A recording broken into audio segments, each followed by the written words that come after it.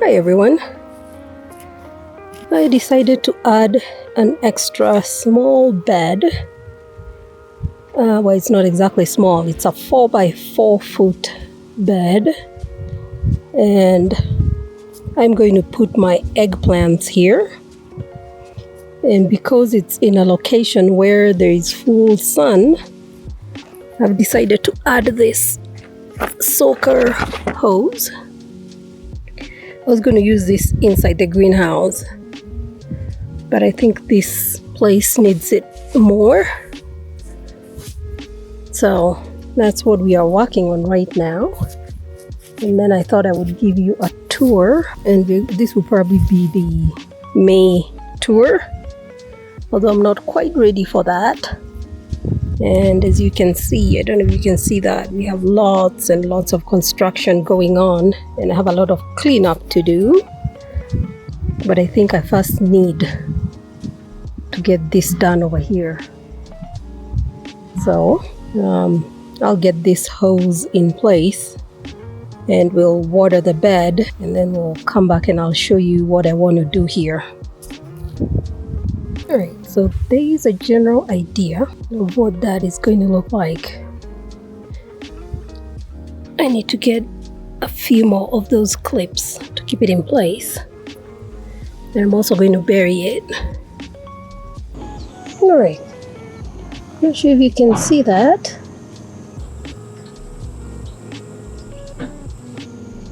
So I connected it right in the corner over there.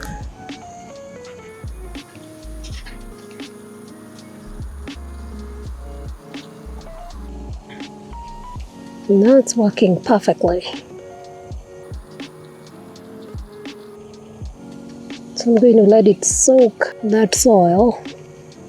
I'll probably give it about an hour.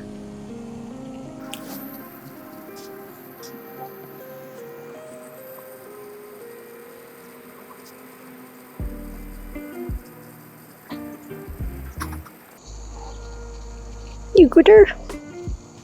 You enjoying yourself? Yeah? You going to say hi to the peoples? Alright. Actually, before this gets too wet, I'm going to get fertilizer and just spread it all over the bed. Alright, that's the slow release fertilizer that I'm using.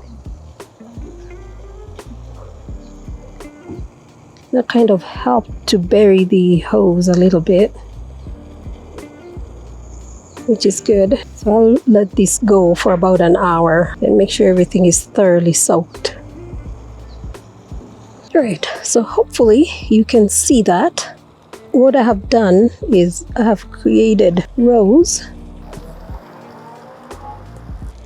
So we have 9 sections in here, and I have put onions in between those rows, and in each square I'm going to plant the eggplant in the middle. We're going to have 9 eggplants in here, and then we'll have the onions in the rows. And I've also put them on the edge. And all these are those Colorado onions. And I know they might be a little close to each other, but that's okay, because I'm just using them as companion plants. And if they bulb, then that will be a bonus. And on the end over here, I'm going to plant a few Nasturtiums, and my intention is for them to just grow out of the bed. So we've been watering for about 30 minutes now. Alright, so this is where I have the plants that I've brought out so far. And as you can see, some of them have not been very happy. They're obviously screaming to be planted. And those are the eggplants. They are really not happy. And then we have some tomatoes and peppers. More very unhappy tomatoes. I left those in the sun, so I brought them into the shade. And I'm going to wait until it's not too hot to plant some of this out. I'm not too worried about the peppers. So that's what we are planting out today. And there's the raised bed we set up about 2 days ago.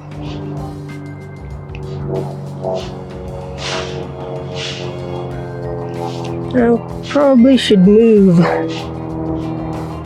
that pepper out of the sun for now. So I created my rows with strings, so it would give each plant about 12 inches. And I brought out these are not Nasturtiums, I have the zinnias, like 2 days ago. And for whatever reason, that one broke. So that one's gone. We have that one over there. And I'm hoping they're going to survive. They're not looking very happy. Anyway, we have the Egyptian walking onions in between the rows. I'm going to move this pepper. And this is my shishido pepper. I'm going to put it in the shade until it's time to plant it. So what I'm currently working on is this raised bed over here. There's all my supplies. And we just put an egg into that hole. And I am going to be planting these tomatoes in there. And I have so many plants and not enough space, so I'm probably going to end up giving away some of these plants. But let me get the eggs out of the way and let's get planting. Alright, I think you can kind of see what I am doing. You can kind of see me too, right there. And let's get this tomatoes planted. Let's turn that upside down and get it out of there. Ooh, it's a little root bound. Alright, I think you can see that. And I should probably get rid of a few more of these leaves so I can plant it a little deeper. And this is a striped Roma tomato. It's open pollinated and it's an indeterminate. This is one of those we got from Azure Standard. So let's get that in there.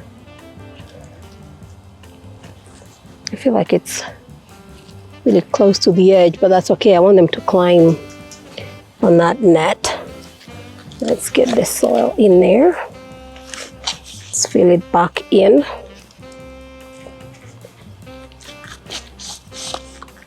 And then tomorrow or the next day, I'll come through and get more straw in there. I might wait a few more days. I want the plants to get nice and warm and established before we put too much straw on them. So I'm just going to put the little bit that we currently have. And I'm going to take off this lower leaves here shortly so they're not touching the ground. And I had planted a black Karim right over there. It doesn't feel like that's going to make it. Well, it has new leaves, so maybe I've planted that too close to that, but I didn't think that was going to make it. So let's clip those lower leaves so they're not touching the ground. Let's get them out of the way. It's going to be compost. And another thing that I'm doing, my plan is to have the tomatoes really close to that, and in between, my intention is to have a tomato on this side, and on the other side there's one there already that's a wild black beauty, and any of the tomatoes I have, like that black beauty that change colors to either purple or black, need to be out in the sun. I'm putting those outside. So a lot of these regular tomatoes are going to go into the greenhouse. If I put the black beauty in the greenhouse, it's just going to turn red. It is not going to turn black because it needs direct sun for that. So anyway, my plan is to have a tomato on each side of this fencing, and then in between the plants, right under the fencing, I'm going to have my basil all the way across, and in between the basil I am planting my little Colorado onion starts, and I don't care if this bulb or not, I just want the onions in there to act as a repellent. That's my plan. And I was wanting to stage all the tomatoes in here before I plant them, but they're wilting if I bring them out. But I know these ones are not wilting, so I can at least plant one more. I have 4 of these, so I'll get all those 4 out, and that's the striped Roman tomato. It's open pollinated and it's indeterminate. And then I have this yellow brandywine, and these don't seem to be wilting either, so I can put those out as well. And I know it's ideal to do this like late in the evening or fasting in the morning before it gets too hot, but now is when I'm available to do this, so that's what I'm doing. I have a potato over there, and I have potatoes in all the corners, that corner and that corner. I've never planted potatoes before, and I can already tell they're probably going to take over. And I have another one here. So I'm just going to use them as a shade for things like lettuce. And I have a Merlin cucumber right there, just a single one. Actually, I planted 2 of them, one came up. I don't want to plant too many cucumbers because I'm the only one that eats them. So I don't want to overwhelm myself with things that we are not going to eat. So right now I'm just procrastinating, so I need to stop doing that and get planting. I guess I'll plant a few. Let me show you this. Over here, I planted some carrots all the way across that way. And as you can see, they are coming up. And they go all the way right next to that bar that's holding the raised bed. And my plan is I'm going to let them grow. I know they're really close, so I know some of them will not get really big, but I'm just going to let them grow, and once they start producing, then I'll start pulling the little carrots just so we have some carrots to use, and eventually it'll be thinned out enough to where whatever is left will hopefully become big carrots. All right, so I'm going to go back to planting, and then I'll bring you back when I do a few, or if I change my mind about something and decide to do something else. I'm doing scooping out the, so, oh wow, that's a big worm. I guess it's not that big. Let me make sure that goes back in that hole. I always worry when I'm doing this that I'm injuring the worms that I don't see. I don't know, I guess I'm just personalizing them. Okay, I'm going to put that there for a minute. We're going to get our plant, still the same aromas. Get that out. Get my worm castings and blood something and an egg. Crush that in there. Just get a little bit more of that. Get the plant into the hole. Get my worm back in there. Put a little more of the worm castings and pour as much of that soil in there. And as you can see, I'm not very good at this, but you don't need to be a professional to start growing your own food. Over time, you get a little better. Well, some people get a lot better. My goal is just to have some tomatoes, some onions, some basil, just enough food so I'm not spending those extra dollars in the store trying to buy items that I can easily grow. And yes, I'm going to take that off, and I'm going to take that one off. And there's still a few more that are touching the ground, but I don't want to completely leave that tomato naked. And then we need to plant that one. I'm going to need an egg, my fertilizer, blood meal. That's what I could not remember. That product is called blood meal. And planting day does usually feel overwhelming, but I'm not going to worry too much about it. I plant as much as I can. If I don't finish getting everything, then that's okay. I'll just finish the next day. Let's dig up square right there. Oh, and I have a marigold right there. I'm also going to intersperse marigolds in the bed.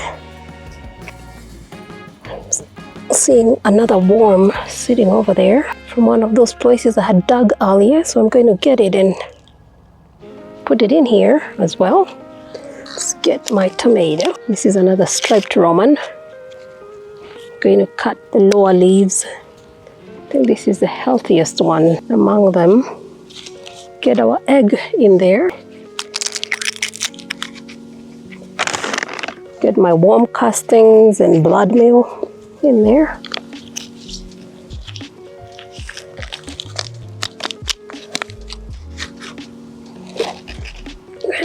I really don't have much space to maneuver on this side, but there we go. Get a little more on top. Where's my worm? There you are. Come on. Get in here. There you go. Get my soil in there. I remember when I started gardening a few years ago. Oh, I was so afraid of those worms. Yeah, I would not touch them with a 10-foot pole. I've gotten so, well, I wouldn't still touch them with my bare hand. I'm wearing gloves, so kind of feel safe. So it also demonstrates how we change over time, the things we can get used to. Yeah, I find that interesting. All right, let's cut off one more leaf here. So today is the 20th of May, and I waited this long because we had a slight frost yesterday. But when I look at the forecast, I don't see any more frost. And in previous years, we've had snow as late as May the 23rd. So I did not want to risk my plants by putting them out too early. Okay, we are done with the striped romas. So the next thing I'm going to plant is this yellow brandy wine. And I'll put one on each side. Hopefully you can see that. It's also an indeterminate. And yes, I am planting my tomatoes a little close to each other. And I believe they say you should do them at least 12 inches apart. I'm doing mine about 6 inches apart. Again, just experimenting. I like to do that method where you put your plants all together, close to each other. I like doing that because then they provide each other shade. But I also realized that it could also make it easier for diseases to spread. But that's why I also have things like basil, marigolds. I try to give the plants the best opportunity for health. And as you can see, these are doing really well, even though they're really close to each other. And I also have dill. I really don't use dill for eating much unless I make like dill bread. So I end up with a lot of dill, but it's also a deterrent for bugs. So let's get that. So, okay, that's a really big one. That's a big one. Okay, ooh, okay, I don't want to touch that. As brave as I was being, that one's big. So yes, my soil is healthy. Ooh, that made me feel tingly. And I see some more in here. They're much smaller. Oh my God, that was a big one. All right, let's get this planted. Ooh, and it's moving now. Okay, I'm not going to try to put that one back in here. I'll just let it go do its thing. Here's my egg. Ugh. I'm going to have to step away, I think, after planting this, just so I can get my composure back. And there it goes, it's disappeared into the soil. All right, put in my fertilizer and get my tomato plant in there. Get these lower leaves. I think I'll leave that one there for now. So I'm going to get this in here. Whoa, it's disintegrating. Get soil in there.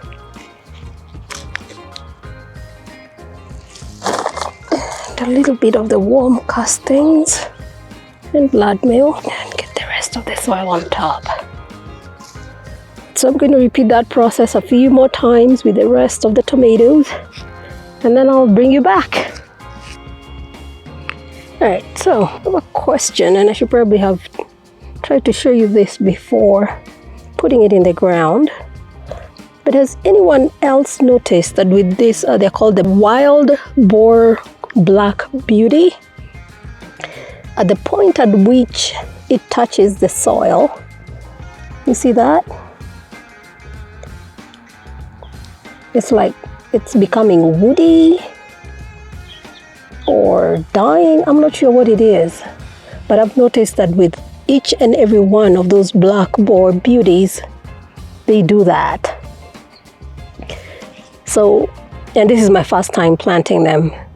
So I'm hoping that because I'm planting them deeper, they will just get more roots and they will be okay. And I think they'll be okay because that one, that was one of my experiments, like maybe 3 weeks ago when I planted it out. It looked the same, and I buried that part deep in the ground, and now the tomato looks like it's coming back. So has anybody else experienced that? And do you know what it is? Let me know. And we will see you on the next one. Bye.